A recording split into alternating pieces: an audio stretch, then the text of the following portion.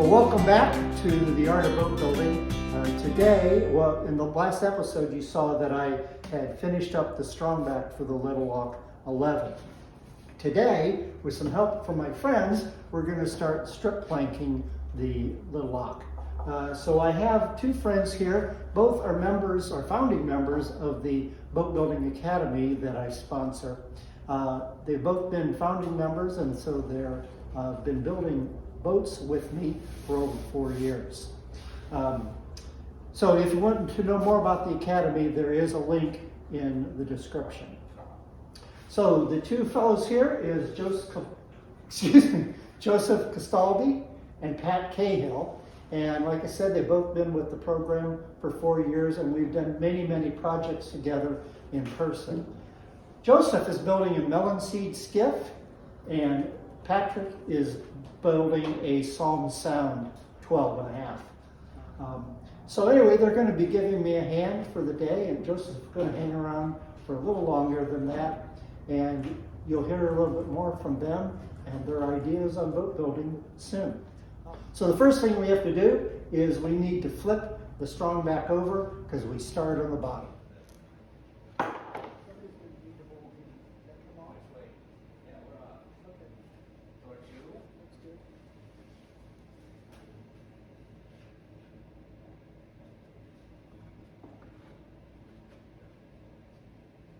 After we flipped over the strongback, we then made sure all of the forms were in alignment. So the next thing, or the first thing I should say, that we're going to do now that we have it flipped over, is you can see this little gap on the back. Now I'm on the fore side of the boat, and your forms, you want the strip to touch the aft side of the mold and the fore side of the boat, and then it's the opposite on the back side. You want the fore side of the mold to fit. So what we need to do is to come through here and just put a very slight bevel on there so that it touches this tip. We can bevel, if it's beveled too much, it's fine, just as long as we preserve this side perfectly.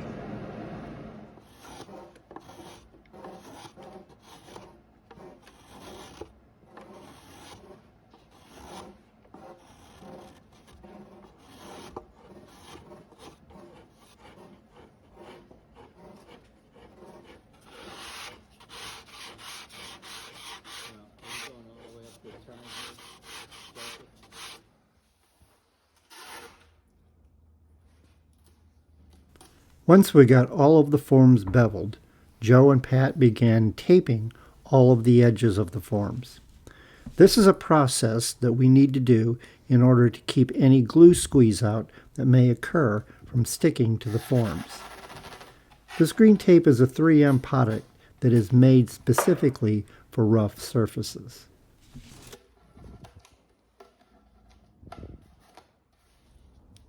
In addition, I taped the stem and stern, as the planks will be glued to the inner stems.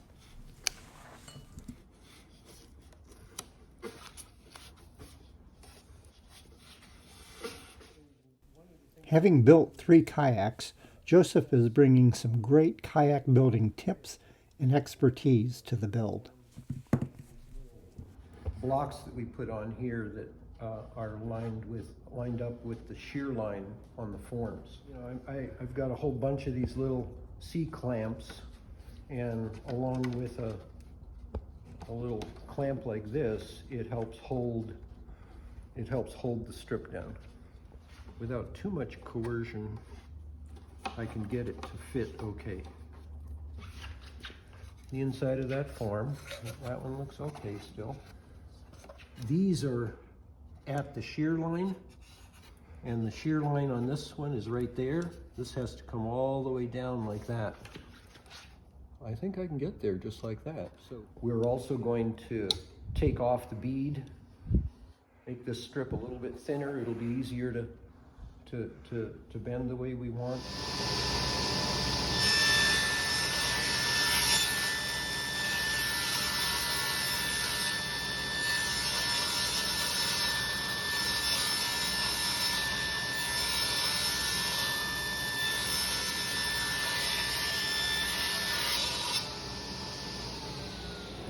Okay, so what we've gotten done here now is we put these little clamps and put it again so that we have the inside of the plank right where the shear line is. And then the best thing is your eye. So what I've done is we've sighted down to make sure that what curves, for example, this one not only is curving this way, but it's curving down, which is the top of the bow. So it's really important to trust your eye. Even if the mold says a little bit different, like one of the tick marks on there, you gotta trust your eye. That's the most important part. So now that we've got this strip plan on here, what we will do is we're going to glue into the inner stem at the bow and at the stern, and we have a little scarf joint in the center because the strip wasn't long enough, that we will glue there. And then we'll duplicate it on the starboard side. Now we're going to glue the first shear plank to the inner stem.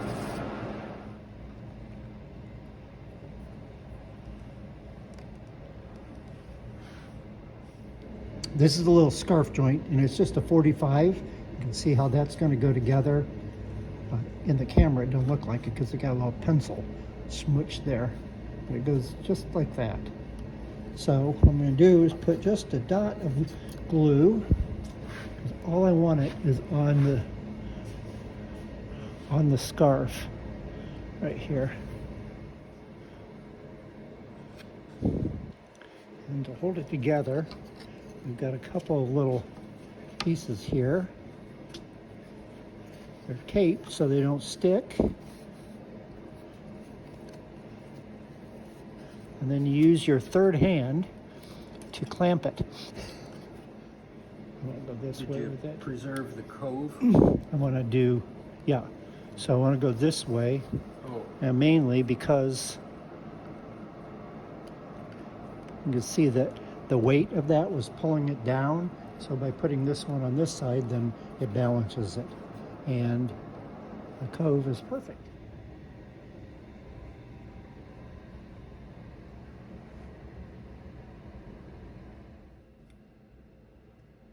I then went along and hot glued the shear planks to the forms. We then prepared to glue the next plank on. Glue it up, make sure all the glue is just right where I like it. Set this in place, temporarily clamp it with these guys, and then once that's all in place, then I'm going to come back and hold it down tight with the tape, and then I'm pretty much free to take off the clamps.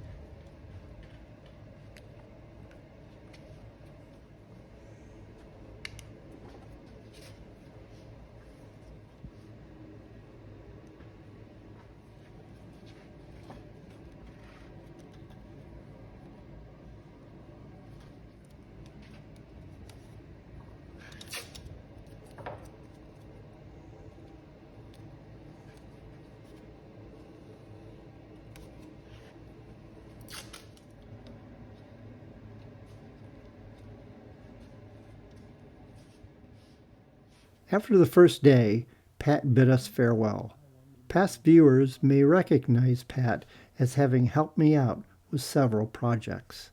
I asked him to introduce himself. I've been a member of the Boat Building Academy from the beginning, 4 years.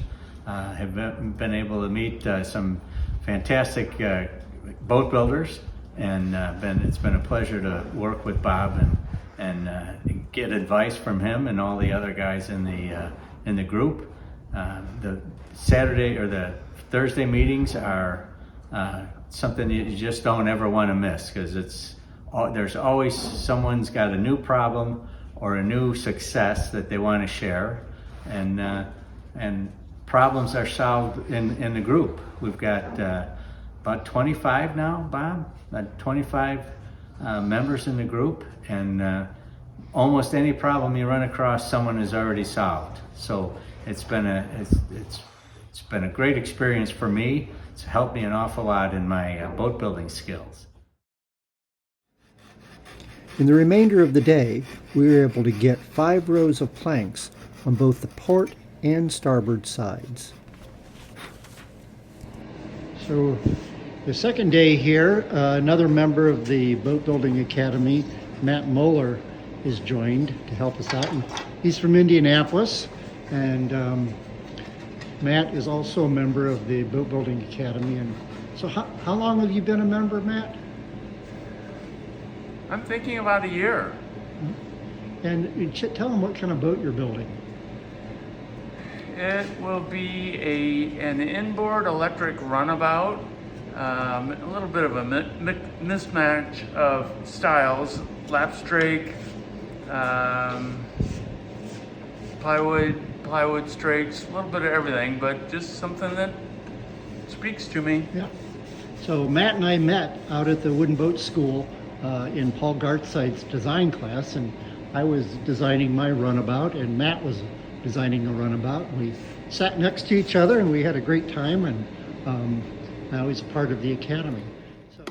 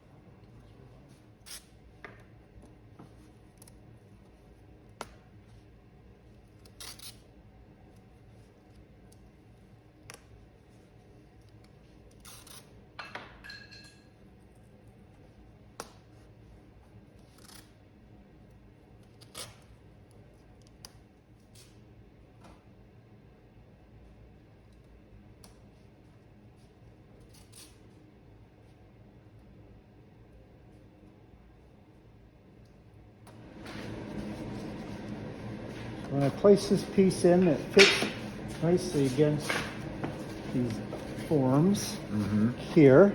And this one, you can see it needs to be twisted like so. So that's where we use a little moisture and heat.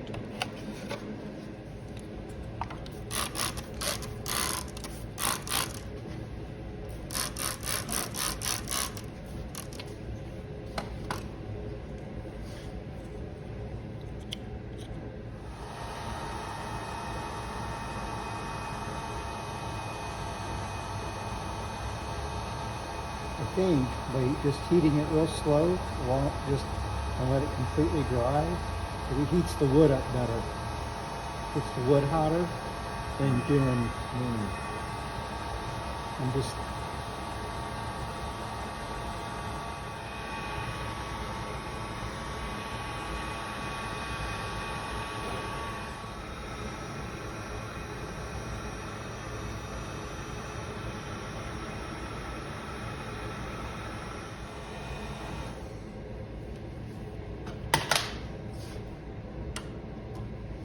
Wow, it sure does.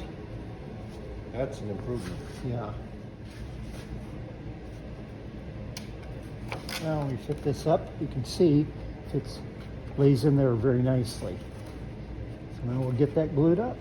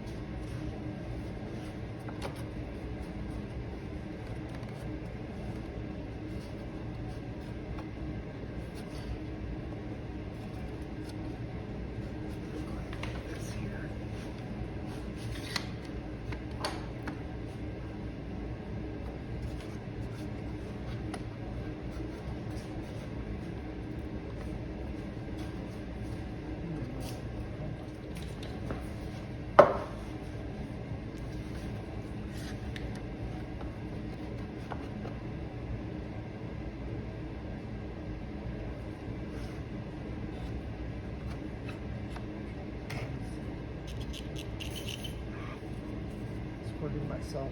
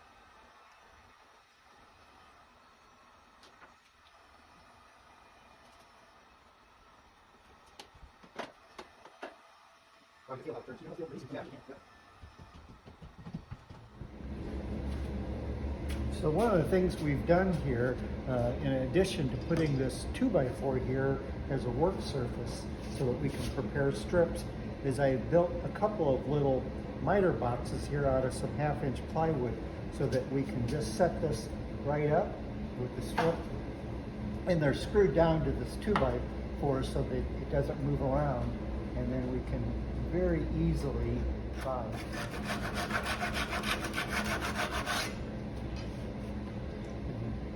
Whether it's perfectly 45 or not, it doesn't matter. So the next strip we'll use the same miter box for. The other thing I've done is I've purchased 2 small little pull saws like this, one for each side. So you can see here's the setup for the other side.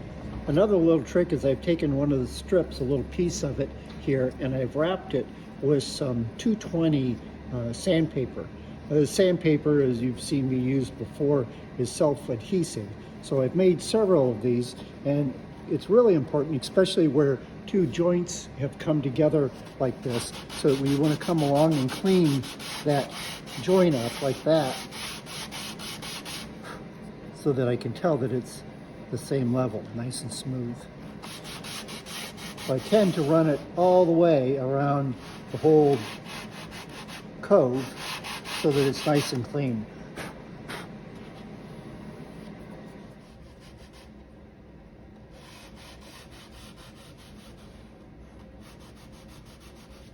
So we've got the hull planked past the chime now, and what I want to do is I want to put an accent strip right down the center of the keel. And I'm going to make that a 1/2 inch wide, which is exactly what the width of the outer stem will be. So I'm going to use a lighter color wood, which is Alaskan yellow cedar, and then my stem I'll use a lighter wood that will match that cedar, something like maybe maple or birch or something like that. So what I've done here, because you can see that the center of the bottom where the keel is, that there's a break here. So it has a little bit of a V bottom. Not very much, but it has one. So what I needed to do is to put this strip in before we start filling in these strips. And I want to be able to secure this cedar strip down the middle. Now, because it bends both ways, what I've done, if we can see here, that I've taken the pieces and I took a piece of cedar of strip like this and I ripped it down the middle. So now I have the bead and cove on the inside, and like that. So now I can put that down there and you can see I can make that bend so that it matches the angle of the molds, because you can see as you look down there. So I've cut enough strips to go the whole way, so I'm going to put some little blocks in here. So I'll glue these together and then I'll clamp them down to the little blocks, and then once we get that secured, then we can start filling in each side up to the center line.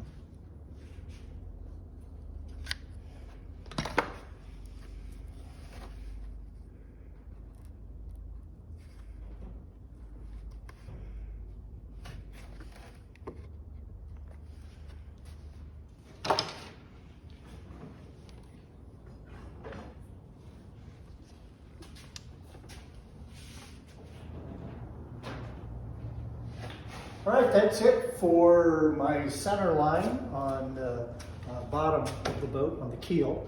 But we're running out of time for this episode. So in the next episode, we will be working on filling in the bottom of the boat. So until then, thanks for watching, and I'll see you the next time on Yard of Boating.